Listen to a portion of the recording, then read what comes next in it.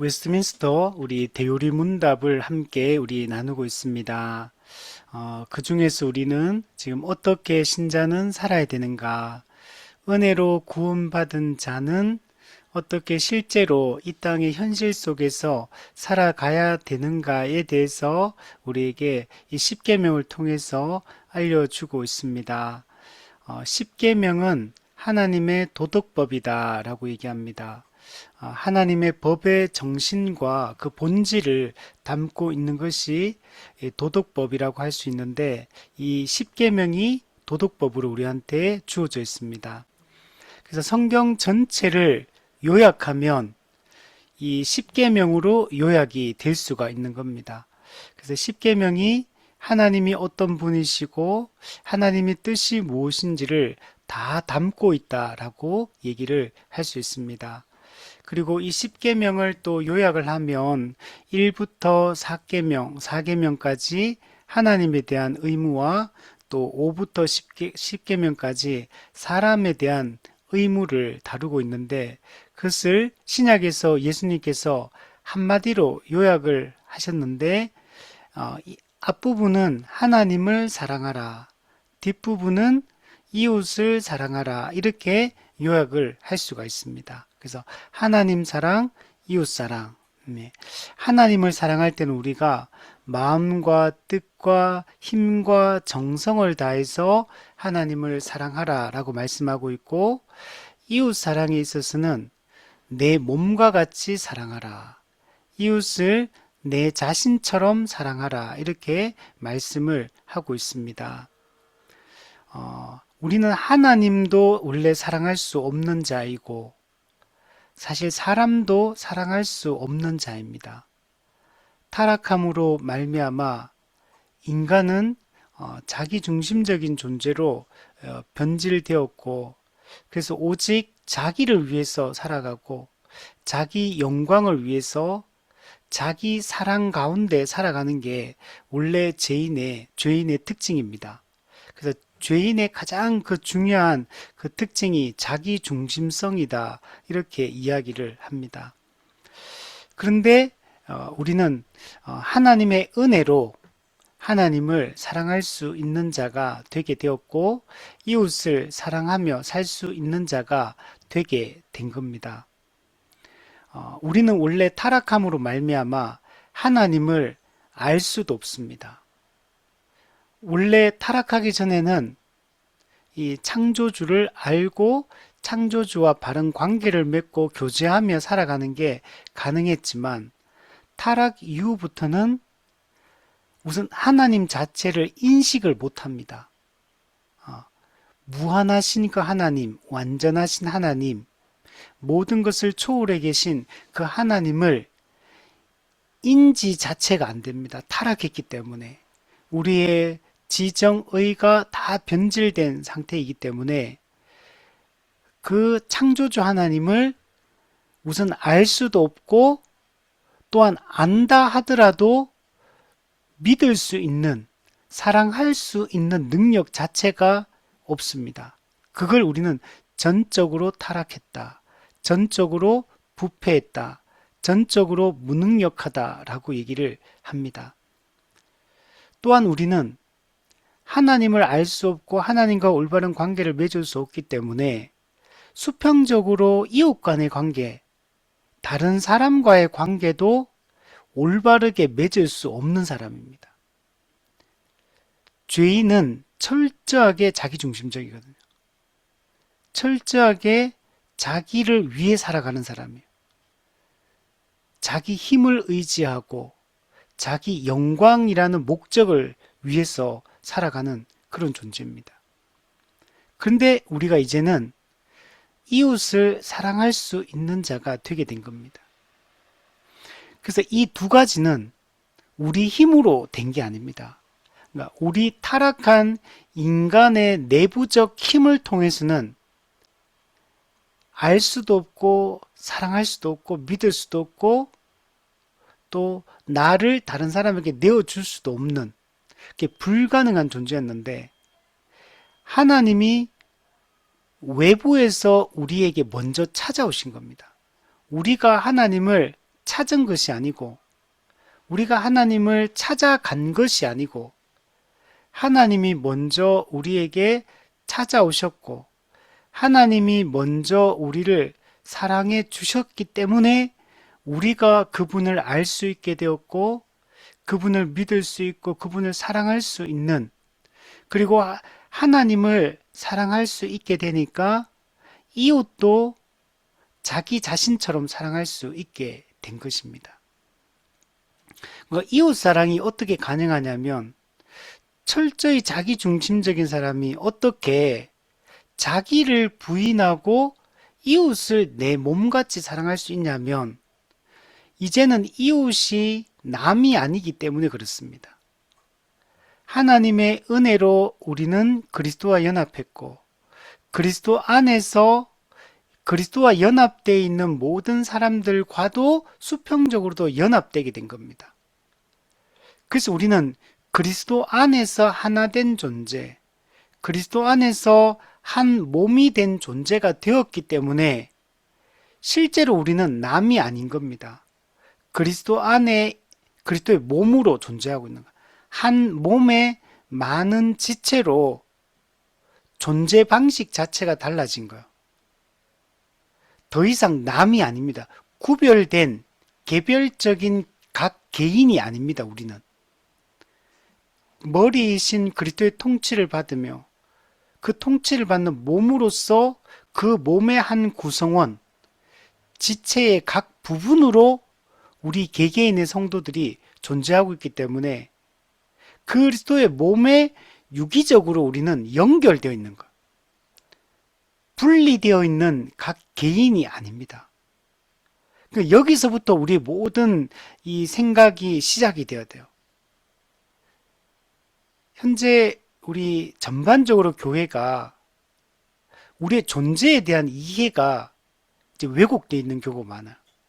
그러나 예수 믿는 개별적 개인들이 모여 있는 단체를 교회라고 이해를 하는 경우가 많아요.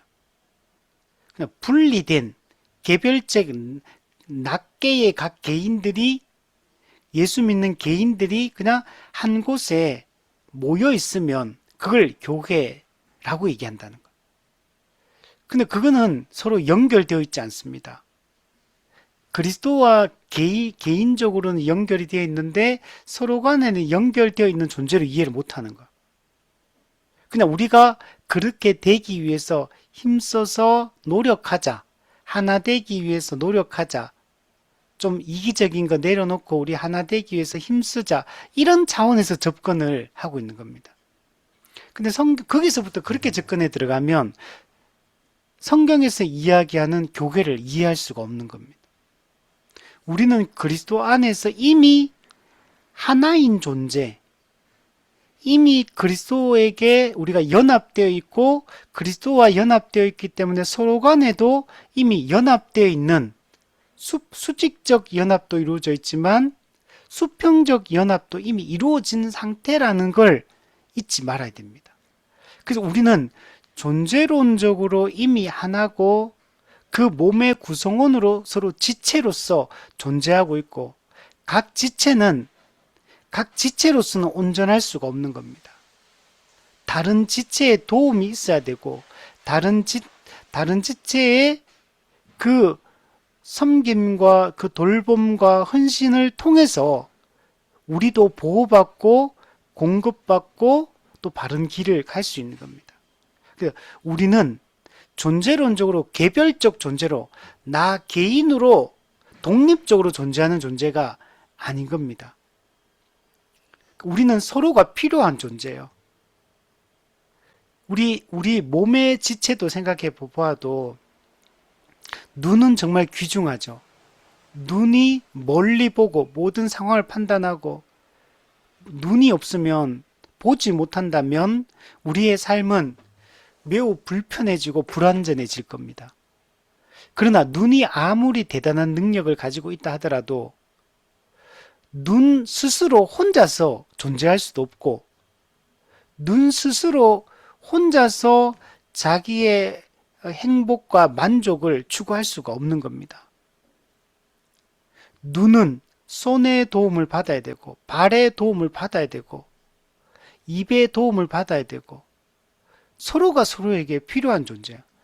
한 몸의 유기체로 존재하고 있는 이게 교회다. 그렇기 때문에 우리가 이웃을 내 몸같이, 이웃을 자기 자신처럼 사랑하려 할 때 이웃이 더 이상 남이 아닌 겁니다.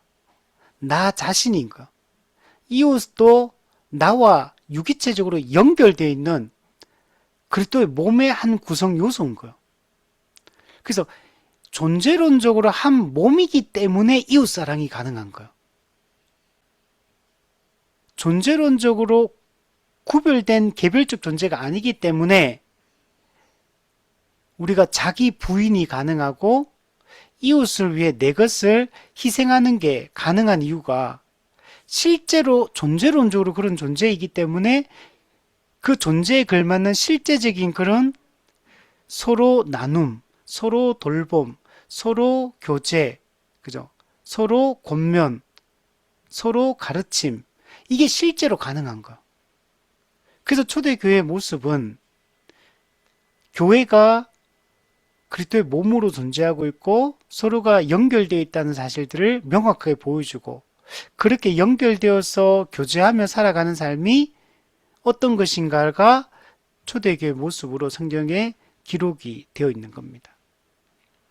그래서 우리가 이 십계명의 이 하나님 사랑, 이웃 사랑, 은혜로부터 시작되었고 하나님의 주권적인 은혜에서 우리는 이런 존재가 되었기 때문에 하나님을 사랑하는 것도 가능하고 하나님의 뜻을 순종하는 것도 가능하고 또 이웃을 사랑하고 섬기고 내 몸처럼 함께 살아가는 삶이 가능해졌다.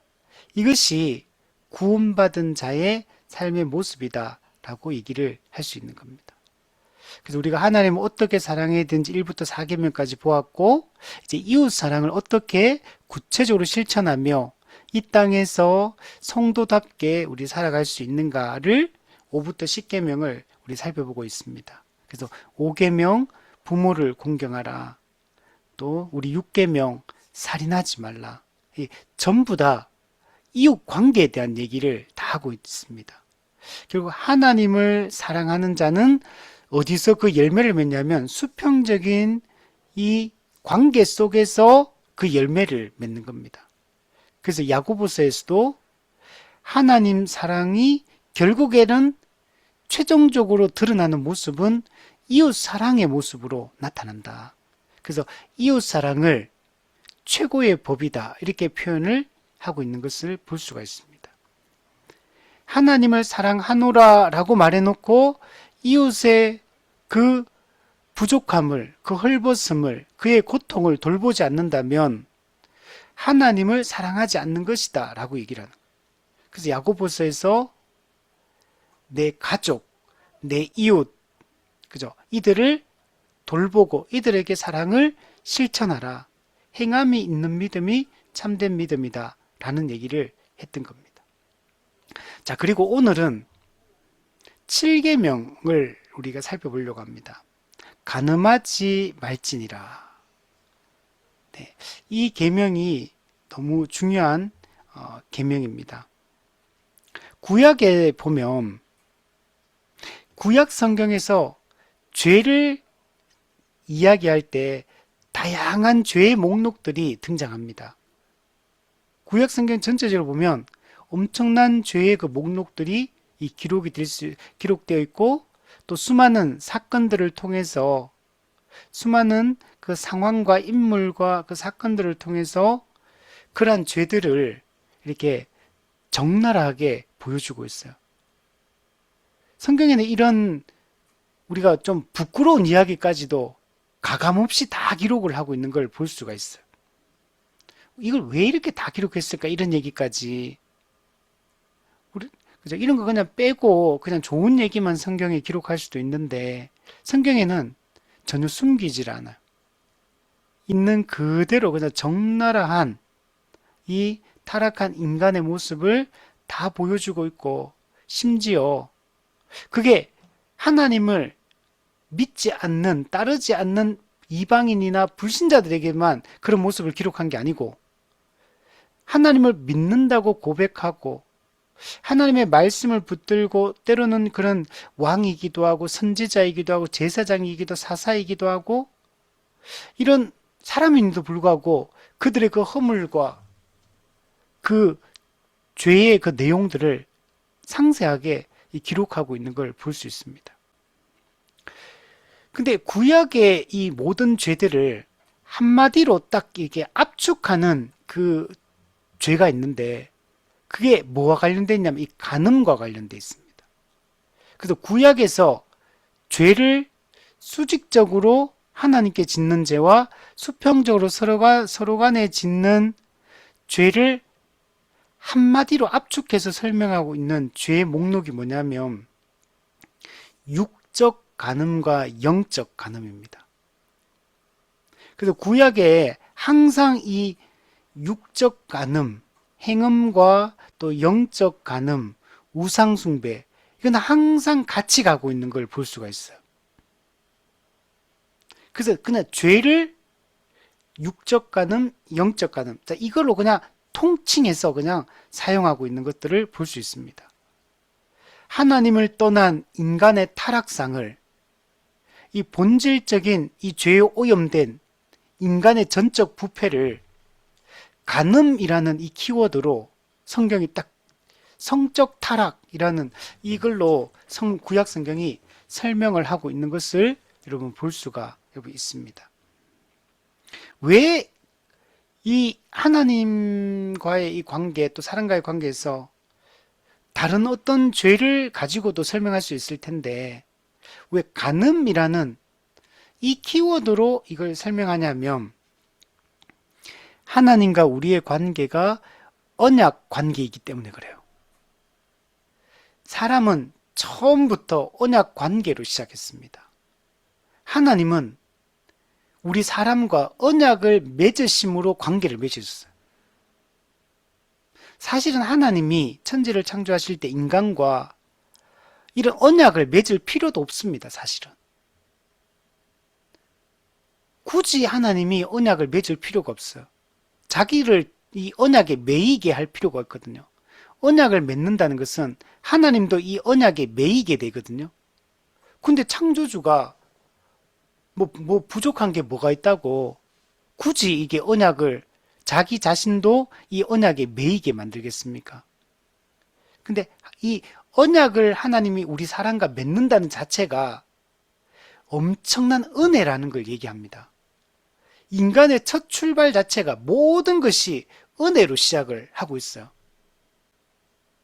천지 창조의 과정에서도 하나님이 인간을 인류의 대표, 아담과 하와를 인류의 대표로 그리고 모든 피조물의 대표로 만들고 맨 마지막에 모든 환경들을 만들고 모든 필요를 채우고 난 이후에 인간을 마지막 날 만들고 그 다음날 바로 안식하게 하세요. 안식일. 바로 안식부터 하고 그리고 일하게 하십니다. 그러니까 처음부터 시작 자체가 은혜로 시작을 하고 있다는 걸 알 수가 있고 처음부터 에덴 동산, 즉 하나님 나라를 만들어 놓고 그 에덴 동산 안에 사람을 그 안에 두시고 그 하나님 나라의 풍요로움을 하나님과의 관계의 온전함을 임재의 충만함을 하나님의 영광의 그 임재를 맛보게 하시면서 시작이 되는 거예요. 시작 자체가. 그러면서 하나님이 이 창조 언약, 행위 언약을 맺으시는 거예요. 양 당사자가 언약적 의무를 이행하면 복을 받지만 언약적 의무를 이행하지 않으면 언약적 저주를 받아야 되는 이 행위 언약 관계로 창조 언약 관계로 인간과 하나님과의 이 피조 세계와 하나님과의 관계가 시작이 되는 거예요. 하나님이 언약을 맺는다는 자체가 우리 입장에는 너무나 인간 입장에서는 피조물 입장에 너무 좋은 거지만 너무 감사한 일이지만 하나님 입장에서는 굳이 이렇게 할 필요가 없는 거거든 사실은.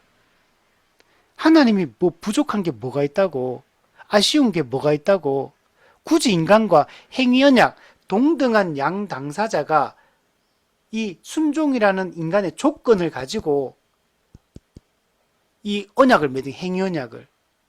만약에 인간이 하나님께 언약을 지키면 하나님은 그 언약을 지킨 것에 대한 복을 줘야 돼요.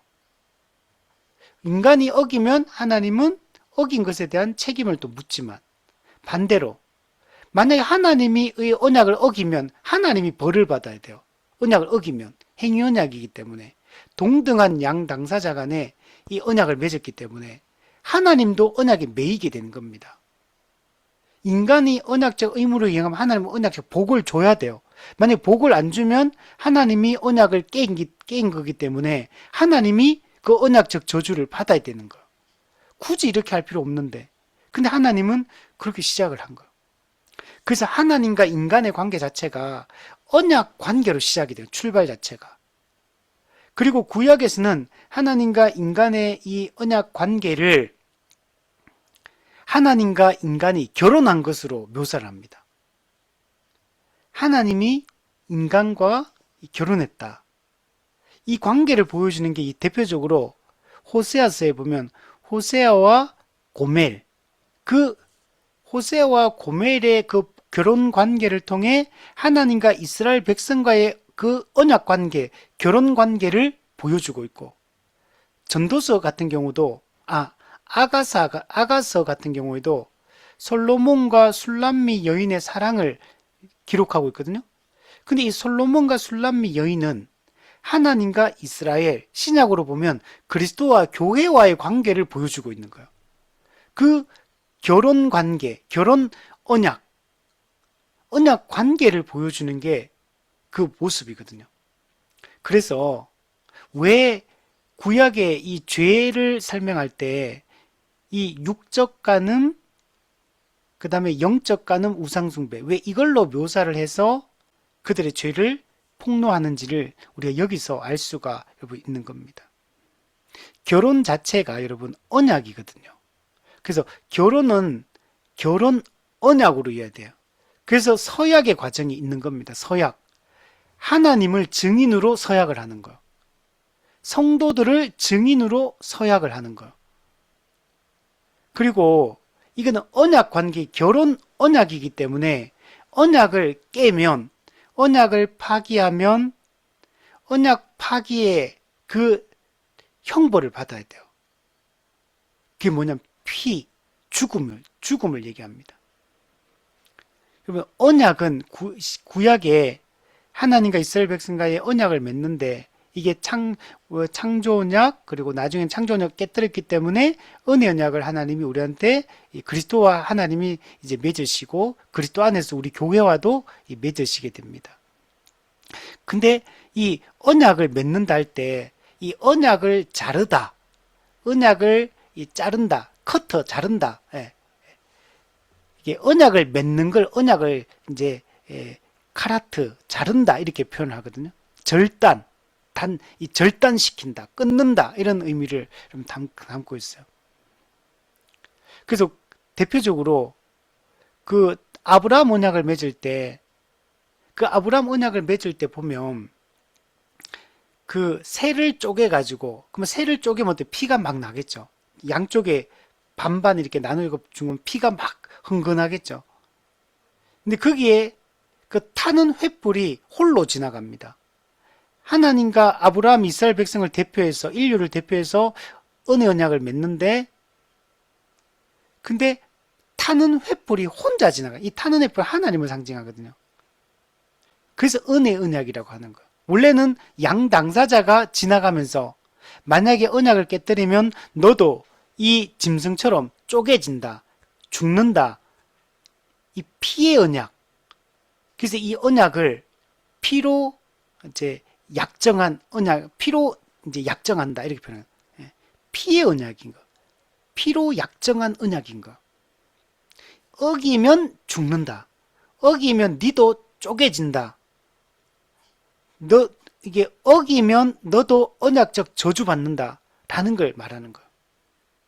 그래서 예전에 우리 결혼식을 할 때, 지금은 다 바뀌었지만 빨간 카페트를 지나갑니다. 빨간 카페트를 지나가는 게 결혼은 하나님과 이 성도를 증인으로 한 피의 언약이다. 결혼을 깨뜨리면 너도 쪼개진다. 너도 죽는다. 빨간 카펫의 피를 상징하는 거예요. 이게 언약인 거예요. 그래서 우리가 우상숭배라는 것은 하나님과 우리가 결혼관계인데, 언약관계인데, 우리가 우상을 숭배하는 것은 남편이신 하나님을 버리는 사건이에요. 신랑이신 그리스도를 버리는 사건이 되는 거예요. 그래서 우상숭배를 영적 간음이다. 언약관계를 깨뜨린 사건이다. 그래서 쪼개지는 거예요. 우상숭배하면 쪼개지는 거예요. 피의 약정을 했기 때문에 깨뜨리면 죽는 겁니다. 그 사람과의 관계도 마찬가지예요. 이 부부 관계에서도 결혼 관계에서도 깨면 그 언약적 저주를 받겠다라는 걸 결혼식 때 하는 거, 식 때. 그래서 여러분 요즘에는 결혼식 하지 않고 이제 혼인신고하고 사는 사람들도 있고 사실혼으로 이제 사는 사람도 있고 동거하는 사람도 있고 뭐 계약 결혼 혼인신고 안 하고 결혼식은 했지만 또 이제 혼인신고는 안 하고 사는 사람도 있고 막 다양하잖아요. 여러분 결혼식이 중요합니다. 식을 안 하고 혼인신고하면 그는 법적 부부가 아니에요. 사회법으로는 법적 부부지만 하나님 앞에서는 여러분 부부가 아닙니다. 하나님 앞에서 하나님과 성도들을 증인 앞에서 피의 약정, 결혼 언약을 맺은 일이 없기 때문에 하나님 앞에서는 여러분 결혼한 관계가 아니에요. 우리가 이 결혼식이라는 게 정말 중요합니다. 이 결혼식을 우리가 그냥 가볍게 여기고 뭐 약소하게 뭐 간단하게 뭐 주례도 뭐 예배도 그 하나님 앞에 선서하는 거 서약하는 거 또 뭐 이런 이게 권면을 받고 또 우리가 이 결혼의 의미를 알리고 이런 과정도 없이 그냥 요즘은 그냥 막 그냥 간단하게 막 하는데 이게 잘못된 거. 반드시 결혼 언약이기 때문에 하나님 앞에서 증인 앞에서 서약을 해야 되고 이게 피로 약정한 언약이라는 사실을 잊지 마. 그래서 함부로 이 결혼을 깨도 안 되는 거예요. 물론 성경에는 합법적으로 이혼할 수 있습니다. 하나님이 인정하는 이혼의 그 내용들이 있죠. 그러나 성경은 할 수 있거든 하나님 앞에서 피로 약정한 이 언약을 깨뜨리지 말라고 성경은 얘기합니다. 심지어 내가 혹 잘못해서 불신 결혼을 했다 하더라도 고린도전서 7장에서 그 믿지 않는 배우자가 너로 말미암아 또 믿을 수 있기 때문에 그래서 그 결혼 언약을 할 수 있거든 깨뜨리지 말라라고 얘기해요. 심지어 그 부부의 정절을 깨뜨리고 간음을 한 경우에도 그때도 무조건 이혼해야 되는 게 아니에요. 성경에서는 간음을 한 경우에도 무조건 그 언약 관계를 깨뜨리지 말라고 할 수 있으면 그 결혼을 지키라고 성경은 이야기를 합니다. 그만큼 그 결혼 언약이 무게감이 여러분 있는 거예요. 물론 만약에 간음을 했을 경우 내가 도저히 못 견디겠다. 그러면 할 수 있습니다. 합법적으로. 그러면 괜찮아요. 해도 돼요. 그런데 할 수 있거든 그 지키기를 원하고 있고 심지어 불신 배우자가 이혼을 계속 요구를 해. 나는 안 하고 싶은데 신자인 나는 안 하고 싶은데 그 요구하는 경우에도 무조건 해줘라가 아니고 할 수 있거든 이혼하지 않는 언약을 깨지 않는 방향으로 하고 근데 내가 도저히 견딜 수 없다. 이렇게 내가 이걸 감당할 능력이 없다라고 판단되어지면 그때는 합법적으로 이혼해도 됩니다. 네. 그래서 우리가 그만큼 이 결혼을 무겁게 생각해야 되고 이 간음의 문제를 무겁게 여러분 생각해야 돼요. 오늘 본문에서 이 간음하지 말라 할 때 이거는 전부 다 이제 불법적 성관계를 얘기합니다. 불법적 성관계. 예. 그 말은 합법적인 성적 관계도 있다는 걸 전제하고 있는 얘기죠. 예. 합법적인 성적 결합, 성적 관계는 오직 결혼 제도밖에 없습니다. 결혼 제도는 하나님이 만드신 제도입니다. 처음부터 하나님이 결혼 제도를 처음부터 하나님이 만드셨어요. 그래서 합법적인 결혼 제도 안에서만 성적 결합, 성적 연합이 가능합니다. 그러니까 혼 전, 결혼 전의 성적 관계는 다 안 됩니다. 혼 외, 결혼 제도 바깥에서의 누구와의 성적 결합도 안 됩니다. 이건 전부 다 불법적 성관계입니다. 하나님은 이 불법적 성관계, 이 성적 결합을 하나님은 육적 간음이라고 성경에서 아주 심각하게 이 문제를 다루고 있고 이 죄를 책망하고 있는 걸 볼 수 있습니다. 뭐 영화 같은 데 보면 막 어떤 상황에서 막 뭐 이런 경우 있잖아요. 막 남편이 완전 폭력적이고 막 또 이런 뭐 외도도 하고 뭐 경제적 책임도 지지 않고 남편으로서의 역할을 전혀 하지 못하는데 어떤 그런 여자가 있는데 그 영화 옛날에 있었거든요. 그런데 자기 남편은 그런 사람이에요. 근데 어떻게 하다 보니까 어떤 남자를 알게 됐는데 그 사람도 유부남이고 그 사람도 유부남인데 어떻게 하다 보니까 뭔가 친밀함이 생기고 마음이 이렇게 우정 관계가 생기고 그리고 이제 이 여자는 너무나 외롭게 폭력을 당하면서 무책임한 남편의 그 상황 가운데 살아왔으니까 얼마나 한 여자로서 한 아내로서 또는 한 인간으로서 좀 모욕적인 인생을 살아왔던 거죠. 아주 불행한 인생을 살아왔죠. 그런데 어떤 한 남자를 우연히 알게 되었는데 그 사람이 너무 정말 그냥 인간답게 존중해주고, 그죠? 배려해주고, 위로해주고, 마음을 공감해주고, 막 이러다 보니까 그 마음이 이제 잘 안 해야지 하면서도 마음이 그 사람에게 쏠리게 되는 거죠. 근데 둘 다 결혼한 사람이에요. 근데 그 남자도 반대의 상황인 거야. 그 둘이가 만났는데 너무 그냥 그럴 의도 아니었지만 하다 보니까 서로 마음을 너무 위로가 되고 서로가 그게 도움이 되는 거죠. 그러다 보니까 그냥 자연스럽게 하지 않으려고 도덕적으로는 하지 않으려고 하는데도 그게 마음이 계속 끌려가다 보니까 두 사람이 이제 이제 이제 그렇게 되는 거죠. 그러면 우리가 인간적으로 보면 정말 불행한 두 사람이 불행한 결혼 생활 하다가 근데 참 둘이 이렇게 만나서 지금 보면 서로 공감이 되고 위로가 되고 서로 힘이 되어주고 그러니까 너무 막 아름답게 보이고 이렇게 되잖아요. 그래도 그건 안 되는 거예요. 그는 불법적인 거예요. 그건 하나님이 인정하지 않아요. 아무리 어떤 말로 미화시켜도 그는 하나님 앞에서 성적 타락을 한 거고 불법적 성관계를 한 거고 그는 잘못된 겁니다. 근데 이런 것들이 다 미화가 돼버린 거예요, 요즘엔. 요즘은 뭐 세상 사람들은 그냥 뭐 결혼한 사람들도 뭐 남자친구 애인 없으면 바보다 그러고 뭐. 여기도 저희 그 동네에도 여기 일요일 되면 버스가 막 등산 동호회 막 이런 거 있거든. 골프 동호회 이런 버스 쫙 서 있거든, 이게. 근데 여기가 불법의 이 불륜의 이 성지다 이렇게 하는. 이런 데서 다 동호회하고 뭐 이렇게 하면서 눈 맞고 그걸 그냥 일시적으로 그냥 즐기는 그런 수단으로 이게 활용되고 있는 게 현실인 거죠.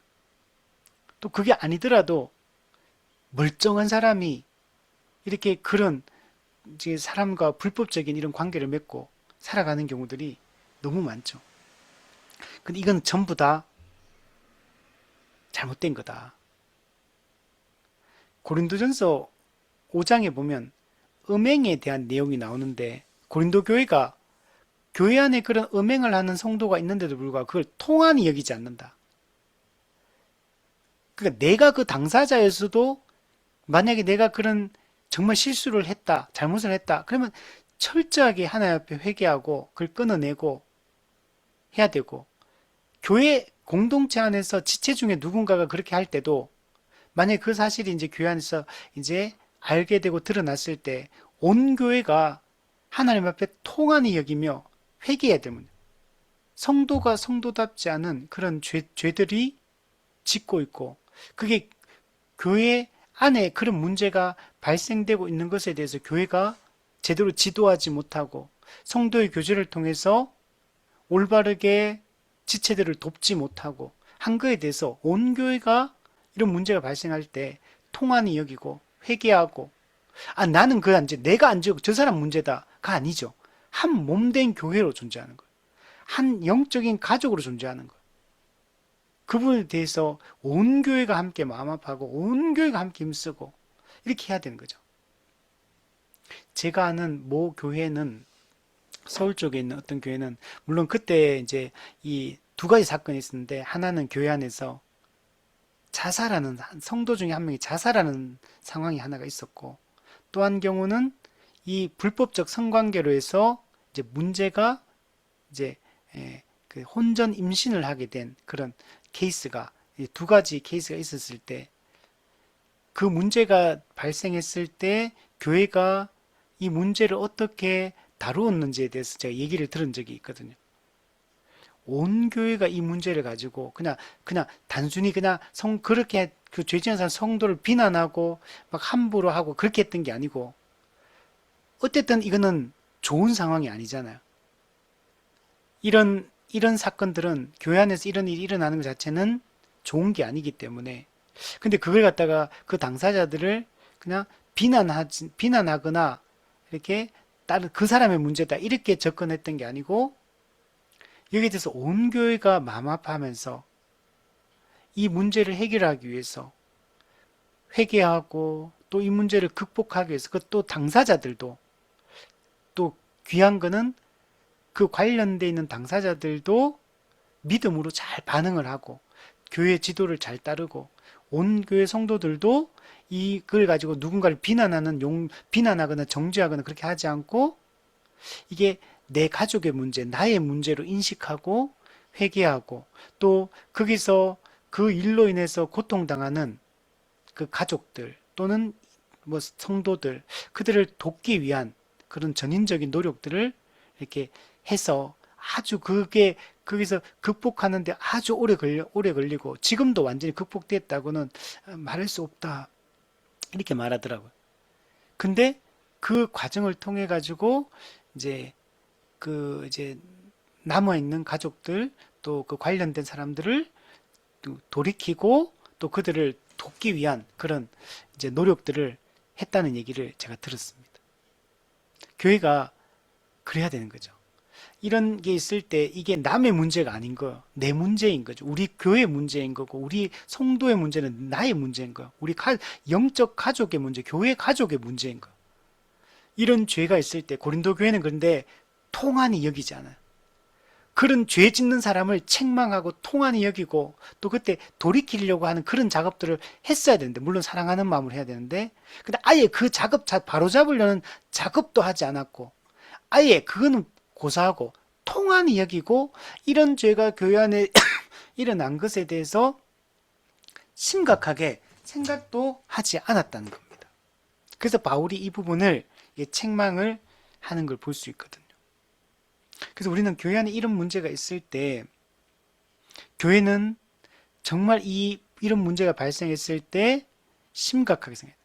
교회 안에 불신 결혼의 문제도 있고, 혼전 임신의 문제도 있고, 그죠? 또 이런 경우도 있어요. 이제 이혼한 이후에, 이것도 옛날에 봤는데, 이혼을 했는데, 두 사람이 이제 그 중년이었는데, 중년의 성도였어요. 근데 두 사람이 그냥 교제를 하기 시작한 거야. 둘 다 자녀들이 있고, 나이는 이제 중년이고, 이제 근데 두 사람이 교제를 하기 시작했는데, 결혼식을 안 올리는 거야. 근데 이렇게 애인으로 이렇게 만난 지가 몇 년이나 됐는데, 근데 자녀들도 왕래까지 다 하는 상황이니까, 저도 이제 봤기 때문에, 잘 알기 때문에 아는데, 왕래도 하고, 그러면 이제 결혼식을 올리고 같이 살면 되잖아요, 그냥. 근데도 교회가 당시에 담임 목사님이 권면도 한번 했다고 하더라고요. 이렇게, 왜 그러냐면, 그냥 단지 애인으로 사는 게 아니기 때문에 이게 이게 성적인 관계를 계속 맺으며 애인으로 그냥 같은 교회를 다니고 있는 거 이게. 이건 지금 어떤 거냐? 이거는 간음을 행하고 있는 거거든요. 이거는 결혼하기 전에 성적인 관계가 불법적 성관계 있잖아요. 결혼 이혼 후에 이것도 똑같은 상태가 되는 거야. 그냥 우리는 이제 나이도 많고 뭐 이미 이혼도 결혼과 이혼도 다 경험했고 근데 여러 가지 상황을 볼 때 지금 뭐 다시 재혼하는 것도 좀 상황이 또 복잡해질 것 같고 그냥 동거 비슷하게 그냥 뭐 동거까지 하지 않더라도 그냥 서로 맘맞춰가 그냥 이제 나머지 여생을 살면 안 되나? 그렇게 하면 안 된다는 거. 만약에 그렇게 같이 살고 싶으면 결혼을 해야지 다시 주 안에서 다시 결혼해야죠. 믿는 자들끼리 합법적으로. 근데 이런 경우가 비일비재한 거예요. 교회 안에. 그냥 결혼하지 않은 상태에서 청년들도 그렇지만 어른들도 이게 심각한 문제예요. 교회 안에서. 이런 걸 그냥 쉽게 가볍게 여기기 때문에 문제가 되는 거예요. 통한이 여겨야 되는 통한이. 그리고 책망해야 되고 바로 잡아야 되는 이런 문제들을. 그래야지 이런 죄가 교회 안에 들어와서 이런 죄를 방치하게 되면 온 성도들에게 미치는 영적 타격이 심해요, 이게. 아니, 저는 타격 받아요. 그런데 무감각해지기 시작하는 거예요. 이렇게 해도 되는 거네. 불신 결혼해도 괜찮은 거네. 아니, 혼전 임신해도 뭐 별 문제. 심지어 예전에 제가 부교육자 때 그 친구는 혼전 임신을 했는데 자기가 혼전 임신했다는 걸 교회 막 계속 자랑하듯이 알리고 다녀요, 그 친구가. 야, 정말 그냥 개념이 없는 거죠. 그걸 부끄러워하지 않는 거예요. 그게 그냥 먼저 혼수 받았다, 선물 받았다 이렇게 말하고 다니는 거 이게. 교회를 이제 한둘 다 다니는 사람들 있고 오래전부터 교회를 다니는 사람들인데도 그걸 부끄러워하지 않는, 그리고 성도들이 그런 일이 발생해 통한이 여기고 그게 내 문제라고 생각하고 해결을 해야 되는데 이런 문제를 그냥 가볍게 여기는 거예요. 그래서 동거 문제도 그렇고 사실혼도 안 돼요. 사실혼도 안 됩니다. 그러니까 이런 것들이 그냥 다 용납되는 거예요, 교회 안에서. 그래서 이 모든 것은 다 불법적, 그러면 성관계예요. 이혼도 마찬가지. 이혼도 함부로 불법적 이혼은 내가 사회법적으로는 이혼했을지 몰라도 하나님 앞에서는 이혼이 안 된 상태예요. 합법적 이혼만 하나님 앞에서 이혼이 된 상태고, 불법적 이혼은 이혼이 아직 하나님 앞에서는 처리가 안 된 상태예요. 근데 그 상태에서 만약에 난 사회법에서 이혼했으니까 나 재혼해도 된다. 만약에 누군가 또 재혼을 했어요. 그러면은 불법적 성관계가 지속되는 상황이 돼버리는 거예요. 아니, 나는 사회법에서 아무 문제 없다. 아니요, 하나님 앞에서는 문제가 돼요. 결혼도 합법적 결혼이에요. 이혼도 합법적이면 괜찮지만 불법적 결혼, 불법적 이혼, 이건 전부 하나님 앞에 전혀 인정되지 않는 것들이고, 그건 하나님이 책망하시는 육적 간음의 상태가 계속 지속되는 상태가 되어버리고 계속적으로 죄를 짓는 상태가 되어버리는 겁니다. 그래서 이 부분에 대해서 사회법적으로 문제 없다고, 아무 문제 없다라고 생각해서는 안 된다는 거예요. 하나님 앞에서는 우리가 왜냐면 도둑질하는 죄, 뭐 이런 죄를 하는 것처럼 그 죄가 계속되고 있는 상태가 되어버리기 때문에 이런 문제를 심각하게 우리가 생각을 해야 됩니다. 자, 130불문에 오늘 딱 두 가지인데 7계명이 요구하는 의무가 있고 7계명이 금지하는 게 있습니다. 먼저 139문부터 먼저 한번 보면 7계명에서 금지된 죄는 뭐냐면 요구된 의무를 소홀히 하는 거예요. 그 요구된 의무가 뭐냐면 결혼해서 138문이 그걸 보여주고 있습니다. 그래서 우리가 간음하지 말라라고 할 때 이 말은 반대로 얘기하면 성적으로 깨끗하게 살아라 이 얘기를 하는 거거든요. 특히 이거는 전부 다 성적인 거는 부부 관계, 결혼 관계에서만 할 수 있잖아요. 이 말은 결혼 관계에서, 부부 관계에서 합법적인 이 관계 내에서 이 성적인 연합을 올바른 방식으로만 해라. 그리고 그는 부부 관계 안에, 결혼 관계 안에서는 이거 매우 중요한 거예요. 이 의무예요, 이것도. 이 성적인, 요즘에는 부부 관계에서 성적인 연합을 안 하는 사람들이 많아요.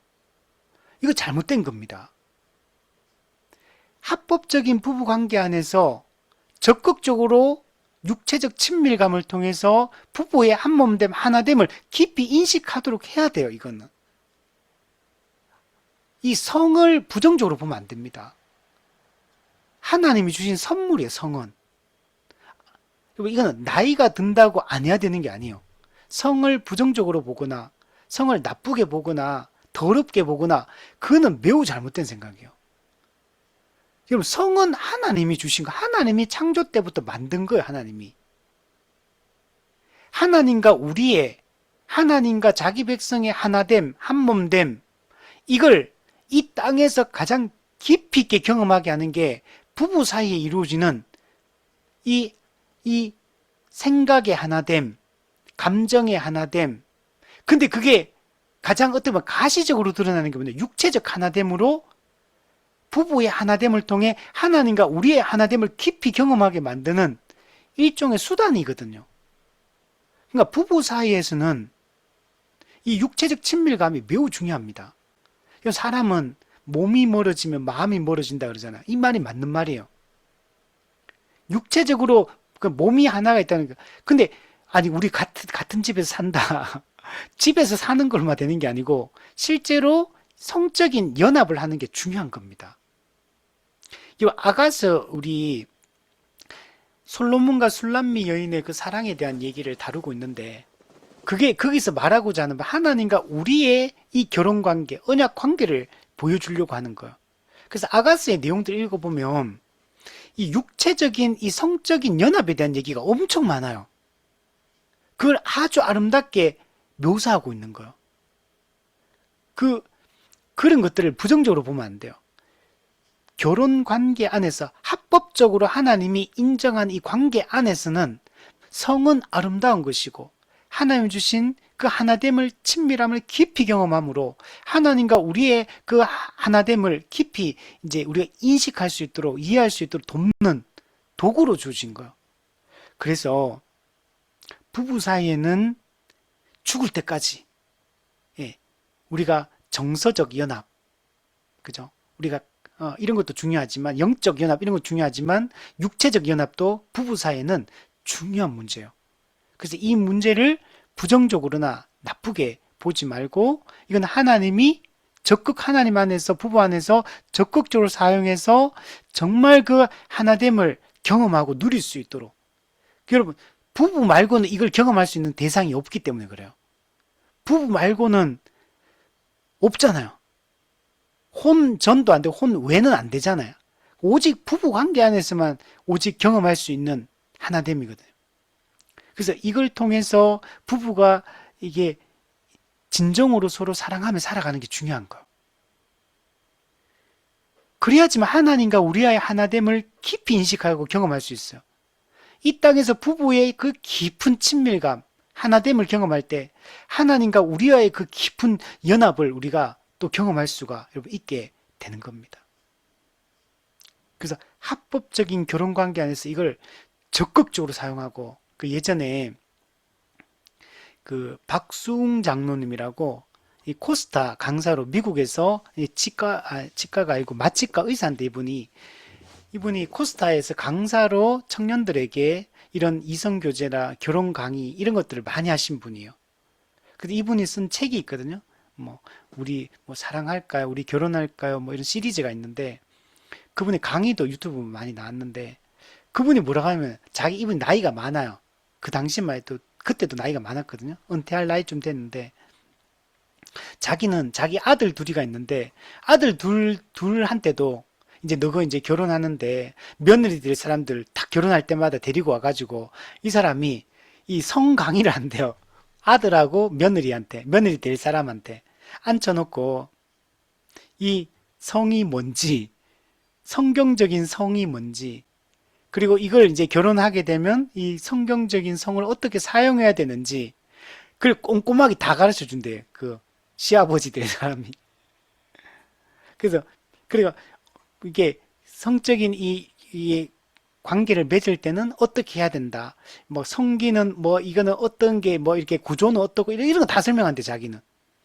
다 하고 그래서 이걸 부부 관계 안에서 이런 것도 어떻게 잘 사용해서 그 아름다움을 그 누리고 그 즐거움을 누리고 그걸 통해 하나님을 더 이해하고 알아가고 이런 걸 해야 된다. 이런 얘기하고 그 또 자기는 하는 말이 자기 친구들 이렇게 그분 표현입니다.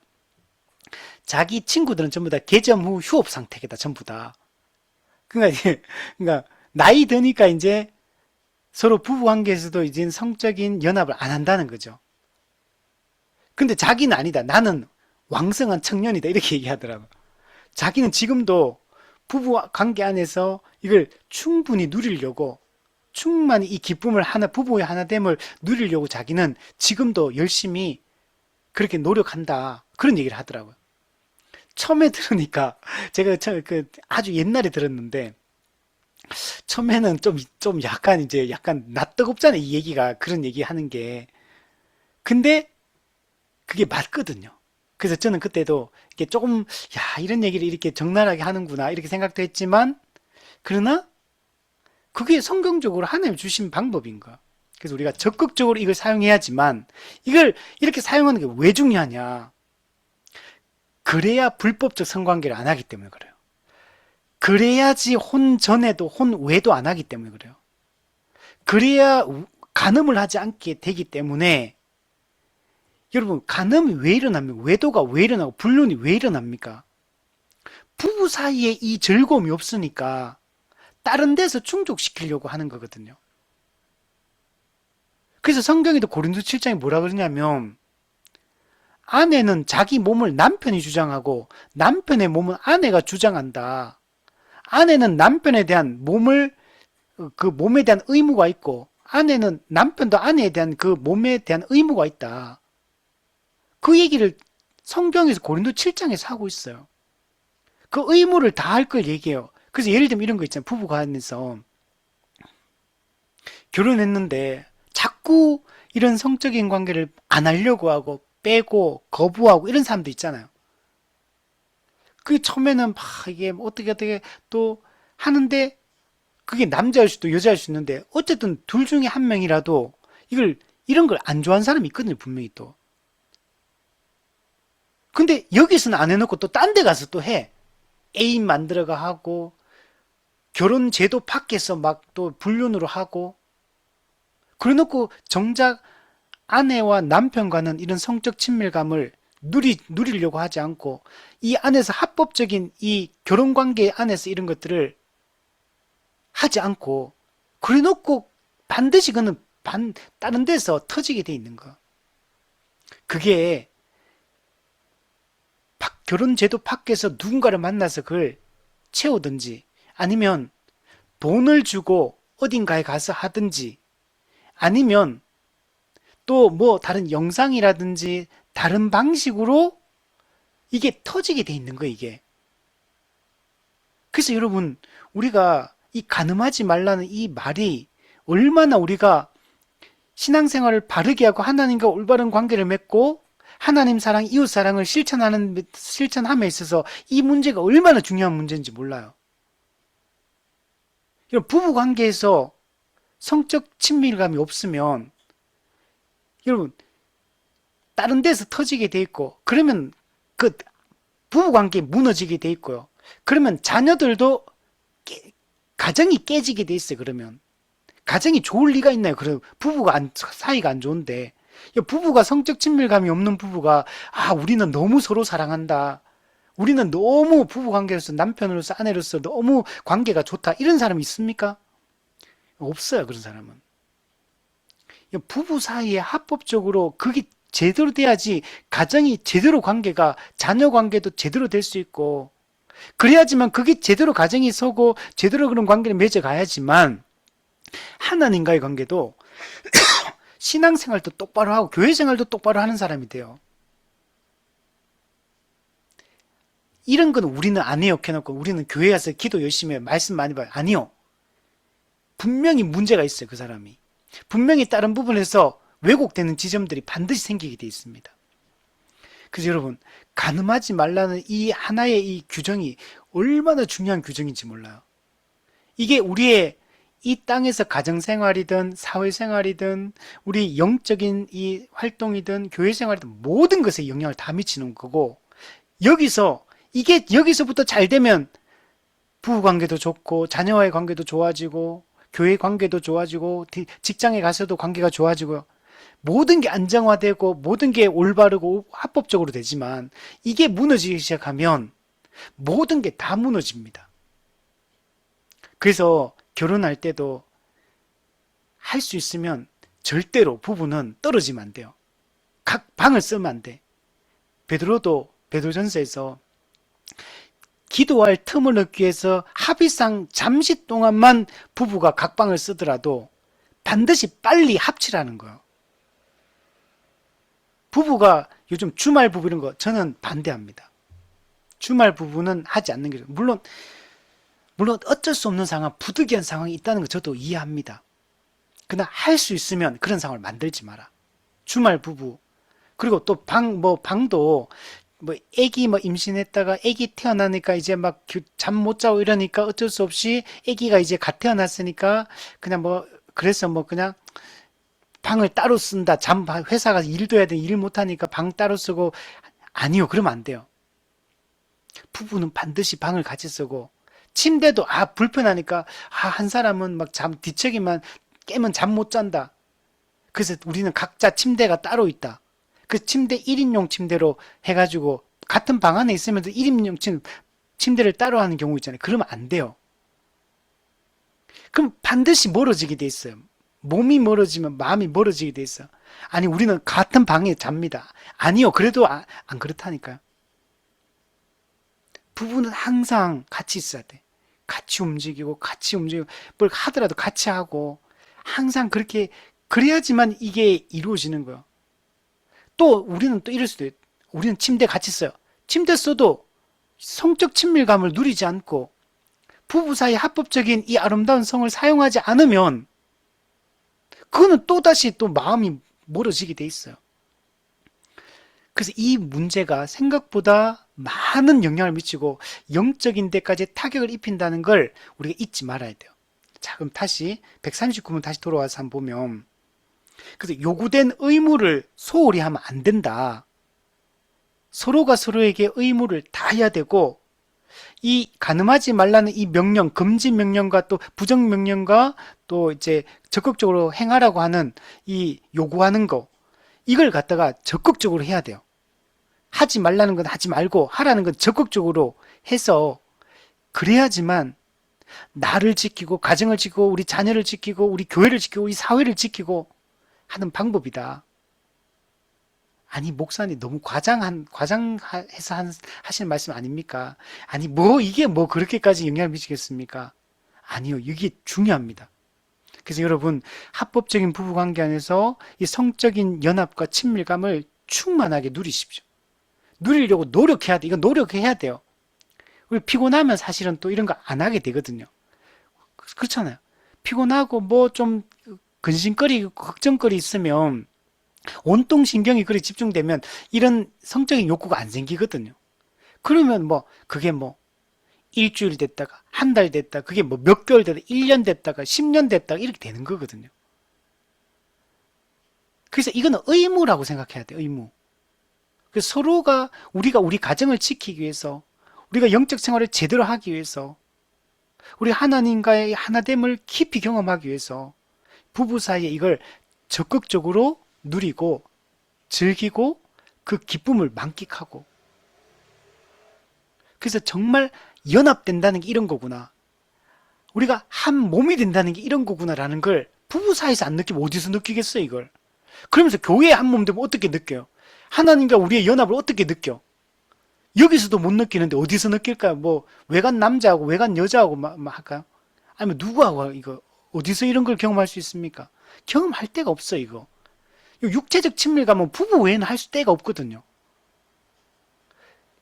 여러분, 육체적 친밀감을 통해 하나됨을 누리는 거 딴 데서 어디서 경험할 수 있습니까? 없어요. 유일한 거거든요.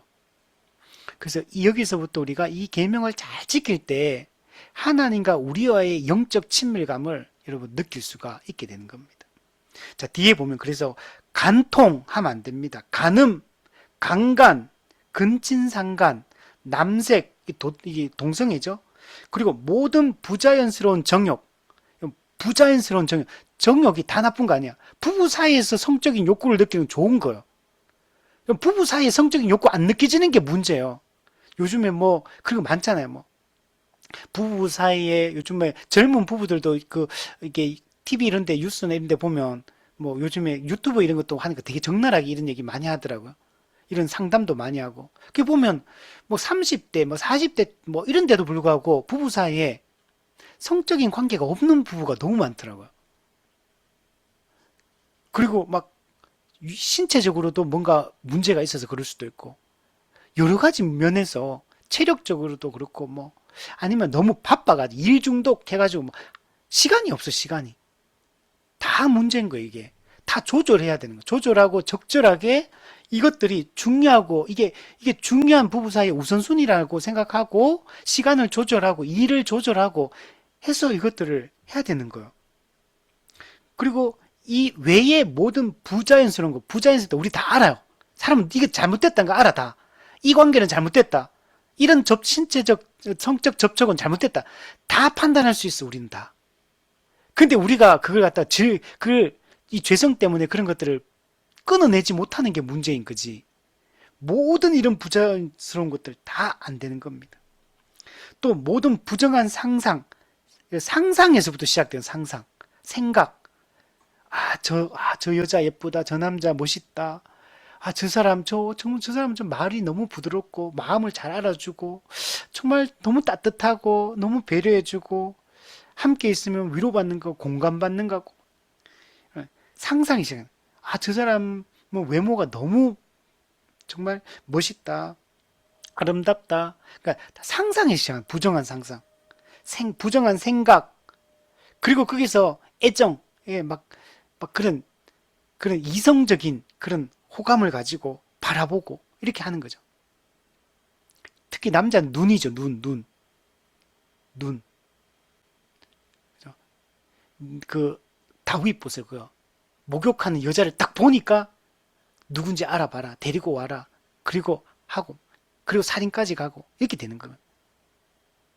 모든 걸 조심해야 되는 거 우리가. 접촉 아니면은 뭐 그죠? 이런 다양한 방식으로의 어떤 소통 조심해야 돼. 말이 잘 통해도 조심해야 돼. 외간 남자, 외간 여자와 말이 잘 통하면 어떡해? 일상적인 대화가 잘 되는 건 소통이 잘 되는 건 좋은 거지만 이성적으로 말이 잘 통하면 어떻게 돼? 이성적으로 뭐 통하는 게 있으면 어떻게 돼? 안 되죠, 그거는. 자, 뒤에 부패하거나 더러운 모든 서신왕래, 편지, 막 사랑, 요즘 인터넷에서 채팅, 이거 여기서 막 엄청 불법이 많이 저질러지거든요. 결혼 안 한 사람들도 이 채팅이라는 게 무서워요. 결혼한 사람들도 요즘 채팅, 그리고 요즘 화상통화 막 하잖아요, 요즘에는. 그리고 카톡, 문자, 이 모든 이런 교류, 안 된다는 거예요. 그걸 은근히 내가 그런 실제적인 성적인 이 불법적인 성관계를 하지 않는다 하더라도 이성적인 호감을 가지고 하는 이 모든 게 잘못된 거예요. 이성적인 거는 오직 남편과 아내 외에는 안 돼요. 물론 결혼하기 전에 이제 배우자를 찾는 과정 속에서 그런 좋은 배우자로서 좋은 결혼 상대자로서 그 사람을 찾고 이런 이성적인 호감 그건 당연히 해야 되죠. 그거 없으면 결혼 어떻게 합니까? 그건 좋은 거 찾아야 되는 과정이니까. 거기서부터 알아보고 살피고 점검하고 하면서 정말 좋은 믿음의 배우자가 성경적 배우자가 될 수 있는지 알아가고 그 호감을 느끼고 그건 좋은 거죠. 여러분 결혼하는데 이성적인 느낌이 안 들면 어떻게 결혼합니까? 그죠?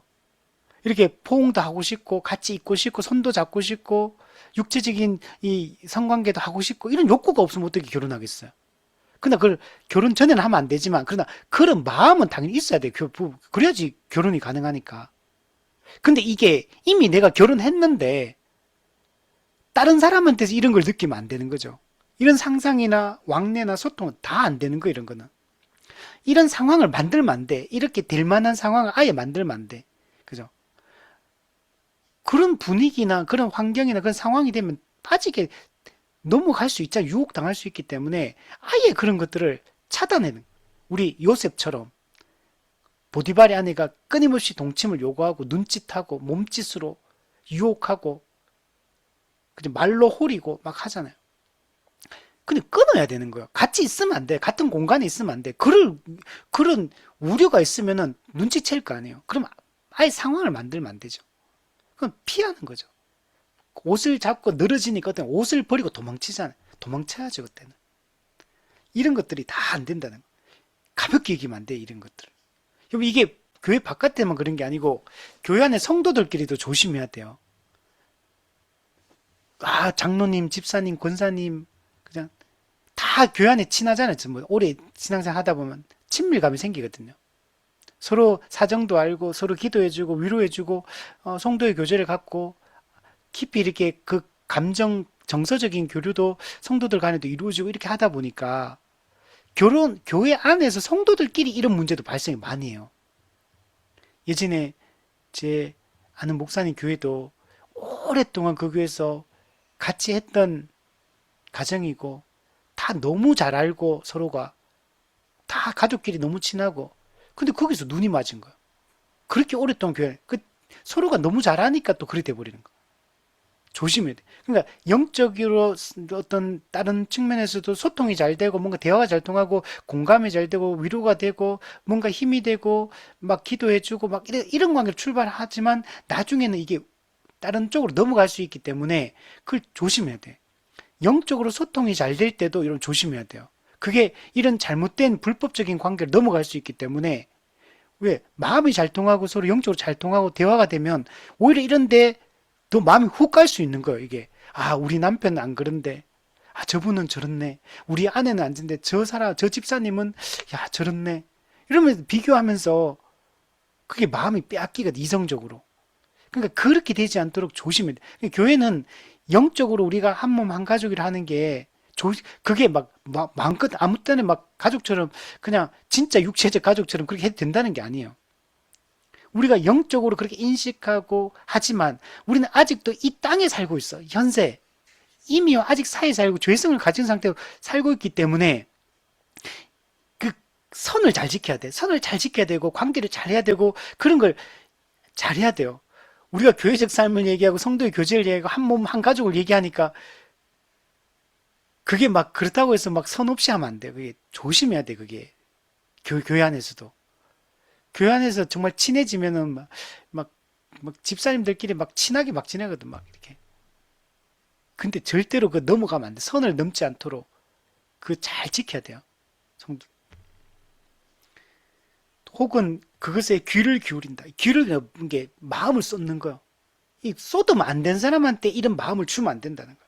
귀를 기울이면 안 돼. 달콤하지 그때는. 아 그냥 순수한 마음으로 그냥 이 서로 소통한다 생각하지만 소통하면 안 되는 사람하고 순수하게 소통하는 게 어디 있어요? 그건 불법적인데 처음부터. 내가 이성적인 어떤 것도 부부 관계 외에는 이런 교류를 정서적 교류를 하면 안 되는 거예요. 이건 이성적으로는. 그냥 우리가 정말 이게 이성적인 거 빼고 다른 어떤 성도로서 한 인간으로서 그런 거는 소통이 좋은 거지만 이성적으로는 그러면 안 되는 거죠. 뒤에 보면 엄탕한 표정, 눈빛, 몸짓, 엄탕할 수, 뻔뻔스럽고 가벼운 행동, 또 막 저속한 농담 이런 것도 할 수 있죠. 야하고 무례한 옷차림, 이 옷도 우리가 잘 입어야 되는 거죠. 그게 어쨌든 이게 나는 그런 의도가 아니라 하더라도 그게 누군가에게 다른 사람에게 그렇게 비친다면 내가 조심을 해야 돼요. 누군가를 죄짓게 만들 수 있거든요.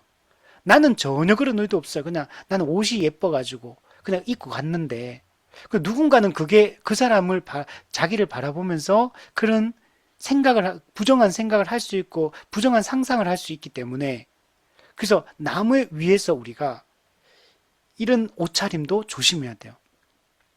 또는 합법적인 결혼을 금지하고, 네, 합법적인 결혼 제도를 되게 안 좋게 보는 이런 흐름들이 있잖아요, 지금. 그래서 뭐 전통적인 이런 결혼에 대해서 부정적으로 생각하고 자꾸 결혼도 자꾸 구조를 바꾸려고 하고 형식을 바꾸려고 하고 내용을 바꾸려고 하고 더 신선하고 더 자극적이고 자꾸 이런 중요한 의미들을 다 빼버리려고 하는 거예요, 자꾸. 아까도 결혼식도 중요하게 생각하지 않고 그냥 혼인신고만 하면 되는 게 아니다. 그 요즘 또 비혼주의가 늘어나고 있죠. 그 비혼이라 해놓고 결혼 안 하고 혼 외에서 결혼 안 한 상태에서 그냥 남자친구 여자친구 다 사귀고 연애하고 그냥 불법적 성관계 다 가지고 그냥 할 것 다 하면서 그냥 나 결혼은 안 하겠다. 계약 결혼. 우리 이제 맞는지 안 맞는지 한 1년 살아보고 이제 혼인신고 하자. 뭐 이런 것도 있더라고. 어떤 뭐 이렇게 대출 받는데 혼인신고를 하면 뭔가 좀 대출 받는데 제약이 있으니까 우리 결혼했지만 우리 대출 받기 위해서 혼인신고를 나중에 하자. 한 1년 후에 2년 후에 하자. 이것도 잘못된 거예요, 여러분. 결혼식 하면 바로 혼인신고를 해야 돼. 그럼 대출 못 받으면 다른 방식으로 그러면 돈을 마련해야죠. 그럼 대출 안 하고 살 수 있는 집을 구하거나 뭐 다른 어떤 처리를 하든지 규모를 줄이든지, 예, 그죠? 경제의 규모를 줄이든지. 근데 무슨 다양한 이유로 해가 혼인신고 미루는 경우들 잘못된 겁니다. 결혼식 하면 바로 해야 돼요. 하나님 앞에서 법적인 부부가 되었기 때문에 사회법안에서도 반드시 법적 부부로서의 그 효력을 바로 발생시켜야 돼요.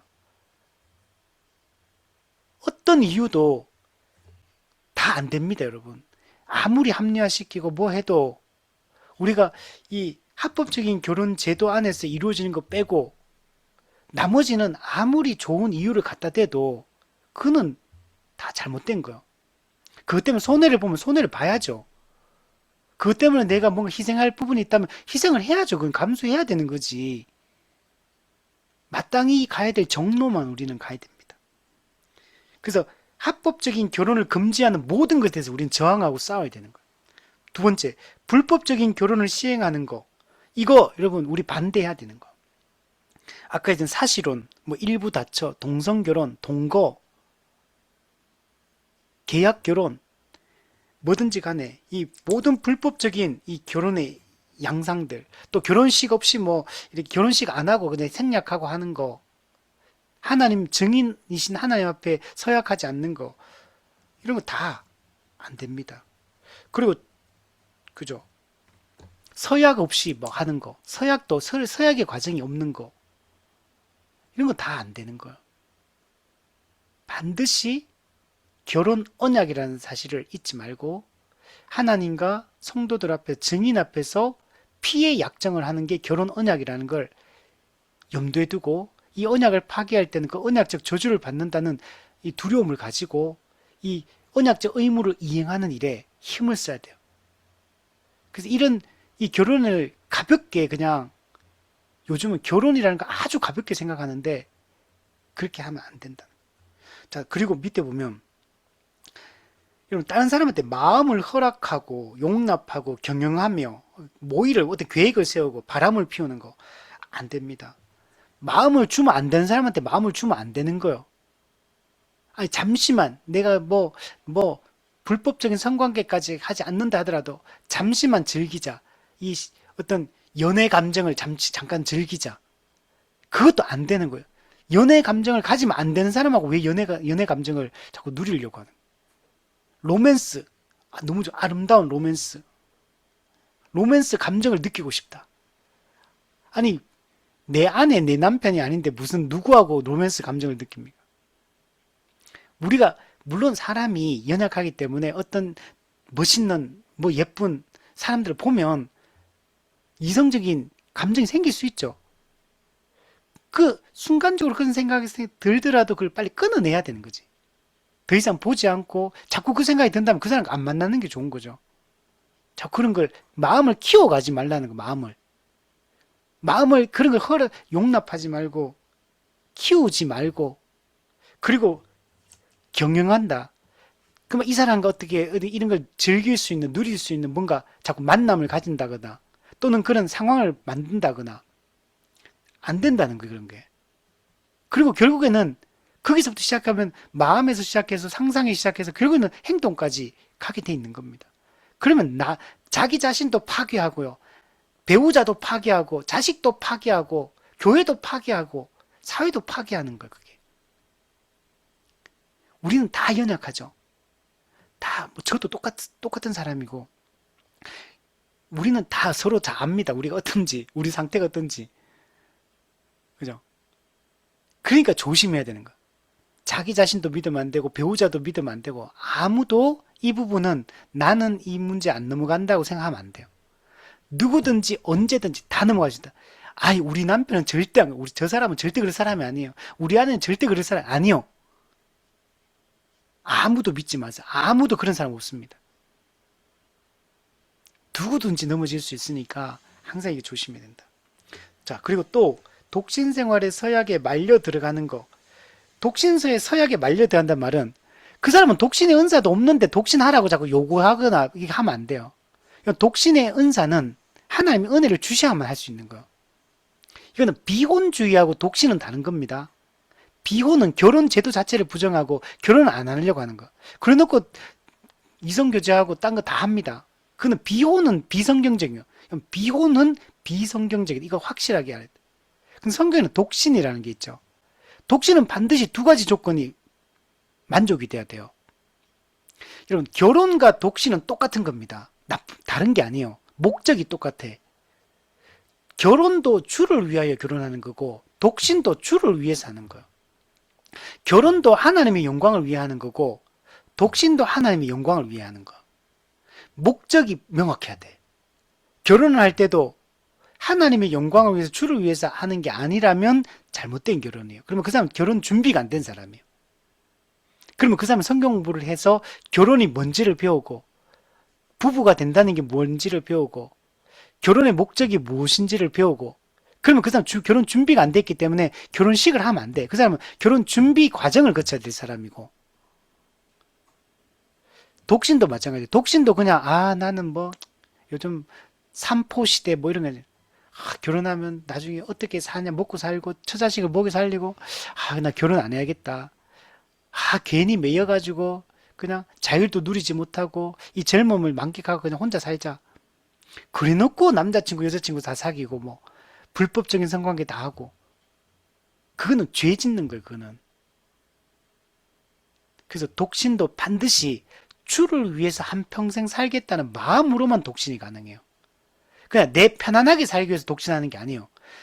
하나님과 복음을 위해 교회를 위해 살겠다는 그 목적 때문에 그걸 더 잘 수행하기 위해서 독신을 선택하는 거야. 왜? 결혼하면 매이는 게 많으니까.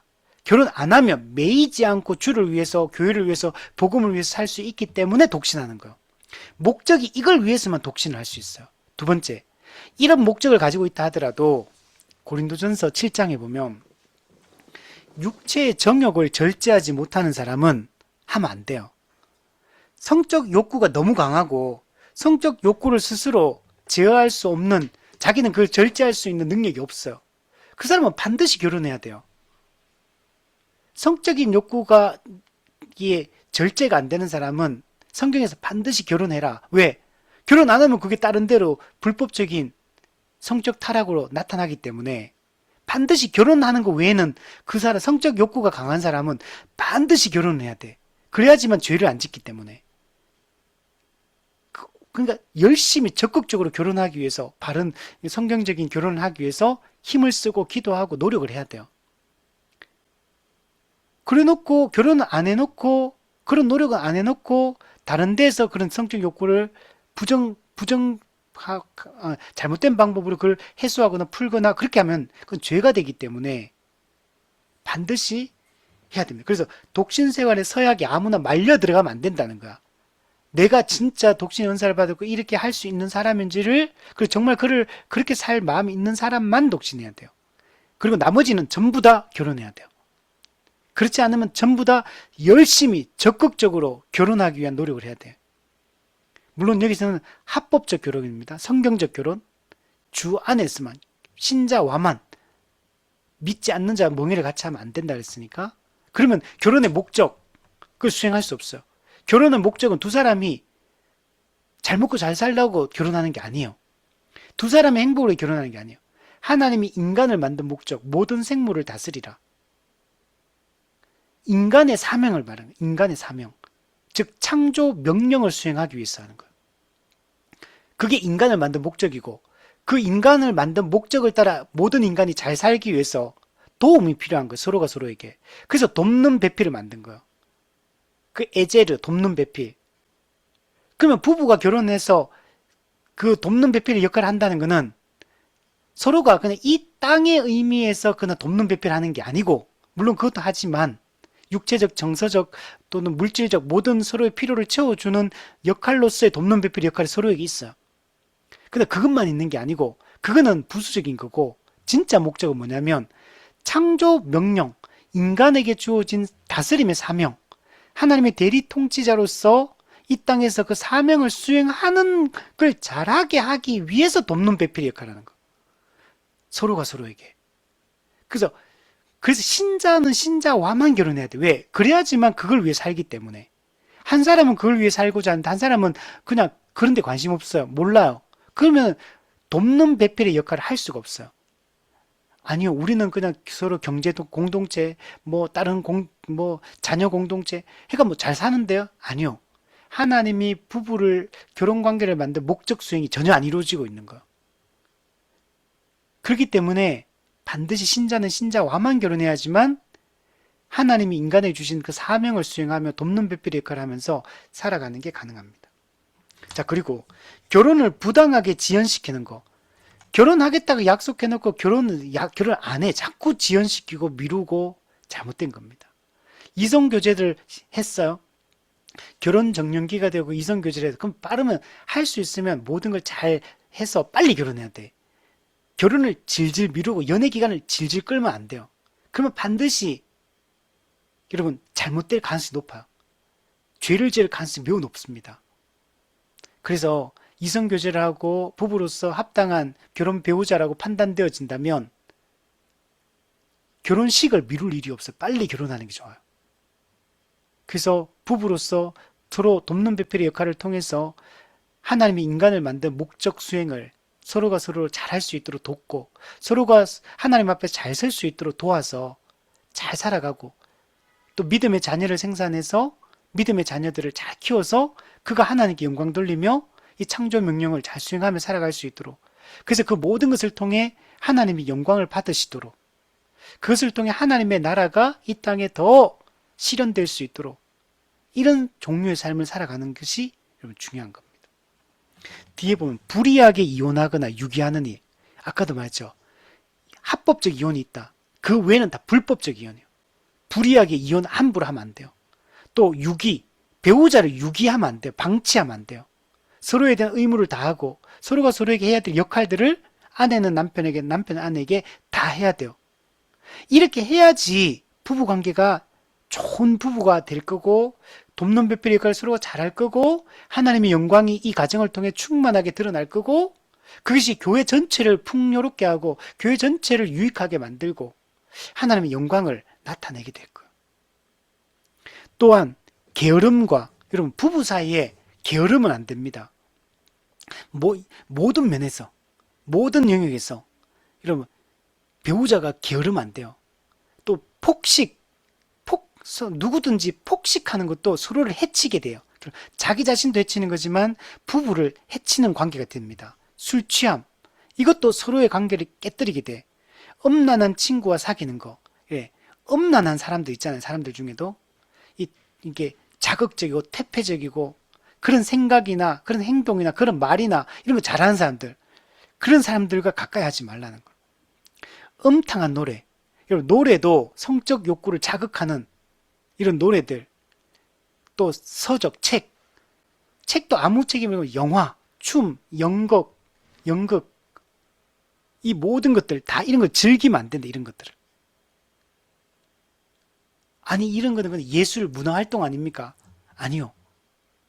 우리는 사람이기 때문에 그게 타격을 받게 됐고 영향을 받기 때문에 할 수 있으면 우리가 이런 것들을 최대한 절제하고 해야 된다. 물론 우리가 이런 걸 완전히 끊을 수 없어요. 그럼 만약에 이런 거 핸드폰 이런 거 가득하잖아요. 그럼 핸드폰 버려야 됩니까?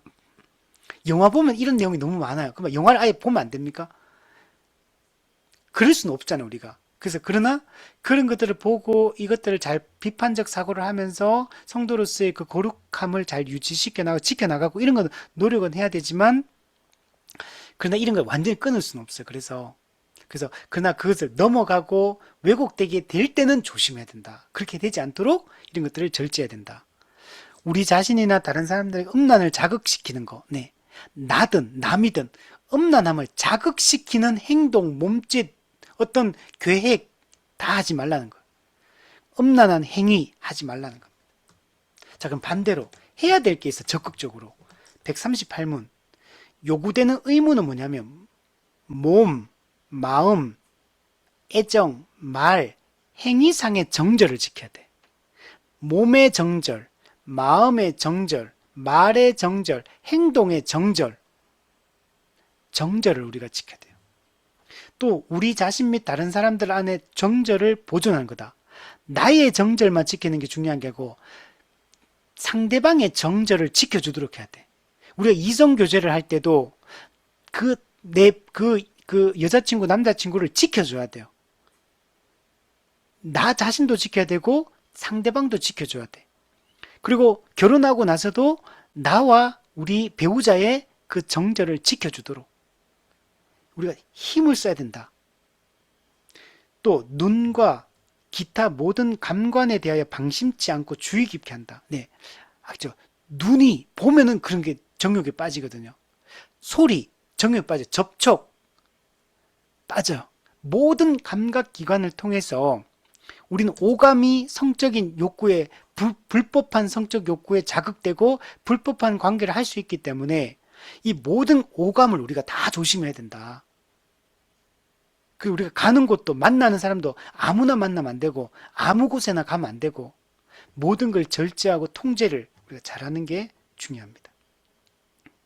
그리고 절제하고 정절 있는 친구와 사귀며 좋은 사람들과 만나야 돼.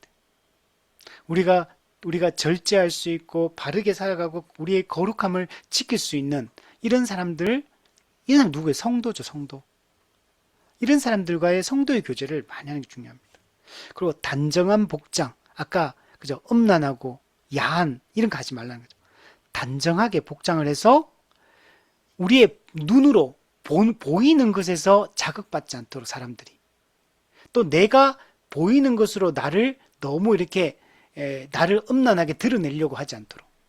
요즘에 옷들도 전부 다 막 되게 딱 몸에 달라붙는 옷도 많고 짧은 옷도 많고 또 막 모든 걸 이렇게 드러내는 이런 옷들도 많고 남자든 여자든 그 성적 매력을 자꾸 이렇게 나타내서 뽐내려고 하거나 또는 다른 사람들을 자극시켜서 유혹하려고 한다거나 내 그런 의도가 아니라 하더라도 나는 단지 순수하게 그냥 예쁜 옷을 입고 싶어서 이렇게 한다 하더라도 다른 사람의 정절을 못 지켜줄 수 있어요.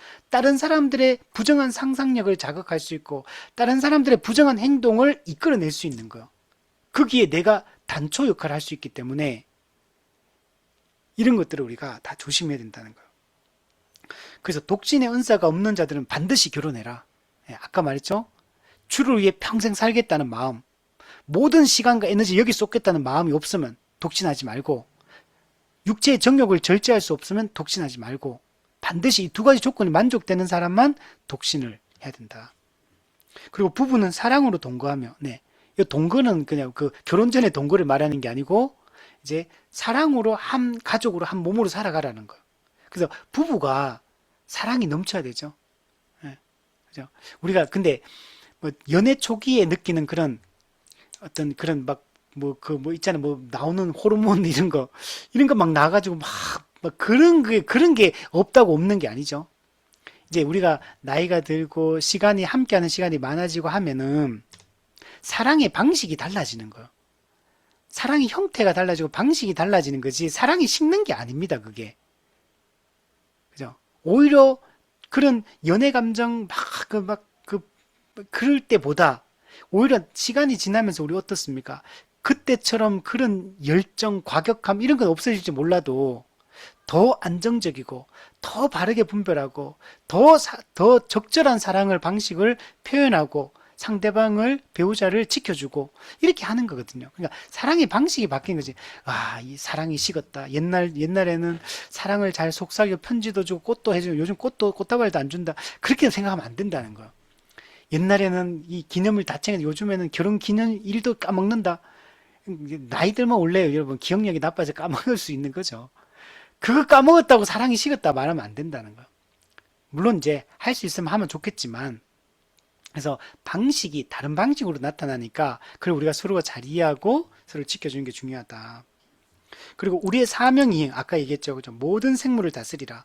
하나님의 대리 통치자로서 이 창조 명령, 문화 명령을 잘 수행하는 이런 돕는 배필의 역할을 서로가 하는 것이 매우 중요합니다. 그리고 이 돕는 배필은 부부 사이만 그런 게 아니에요. 모든 교회가 한 몸으로 서로가 서로에게 돕는 배필, 성도가 성도의 교제를 하는 게 뭐냐? 서로가 서로에게 돕는 배필의 역할을 하는 거예요. 사실 이거는 모든 인류가 그렇게 해야 되는 거예요. 자, 그리고 모든 경우의 부정을 피해라. 예. 야, 이거 중요하죠. 그냥 한마디로 모든 부정. 여기 우리가 다 상상할 수 있는 것들이에요. 우리 생각할 수 있고, 우리 상황이 닥치면 이게 부정한 건지, 이게 양심에 찔리는지 안 찔리는지 잘 판단하고, 양심에 찔리는 행동을 하지 않도록 신앙 양심을 따라서 잘 판단하고, 말이든 행동이든, 만약에 이게 좀 부정하다 싶으면 말도 줄이면 되고, 하지 말고, 행동도 누군가가 이게 부정하다고 생각되어지면, 이 어떻게 보면은 좀 이렇게 선한 행동이라 하더라도 좀 절제하고 하지 않아야 될 경우에는 하지 않는 게 좋아요. 내가 그런 마음으로 한다면, 돕는 행위조차도 그게 그런 마음을 한다면, 그거는 부정한 거거든요. 그리고 부정으로 향하는 모든 유혹을 저항해라. 네. 우리는 유혹을 많이 받을 수 있거든요. 누가 와가지고, 뭐 너무 멋있고 너무 예쁩니다. 뭐 이렇게 하지 않는다 하더라도, 여러 측면에서 우리는 이런 부정한 이 성적인 유혹을 받을 수 있기 때문에 항상 모든 면에서 우리는 조심해야 된다. 네. 우리 오늘은 여기까지 우리 하도록 하겠습니다. 정리하면 성경은 육적 간음을 하지 말 것을 경계하고 영적 간음 우상 숭배를 하지 말 것을 강하게 강조하고 있다. 왜 간음의 문제로 이렇게 성경이 집중적으로 이 죄의 문제를 다루느냐? 하나님과 언약 관계이기 때문에 하나님과 우리는 결혼 언약 관계를 맺은 관계예요. 하나님은 우리의 남편이고 우리는 그의 아내고 그리스도는 우리의 신랑이고 교회는 그의 신부예요. 신구약은 그렇게 우리를 묘사하고 있는 거예요. 그래서 우리는 하나님과 언약 관계에 있기 때문에 이 언약 관계를 깨뜨리면 안 된다. 언약을 잘 지키고 언약적 의무를 잘 이행하는 게 중요하다라는 걸 보여주는 거예요. 그게 이 땅에서는 부부의 이 한몸됨, 하나됨을 통해 나타나야 돼요. 그래서 합법적인 결혼 제도 외에는 절대로 모든 혼전, 혼외, 모든 성적인 관계는 다 부정한 거다.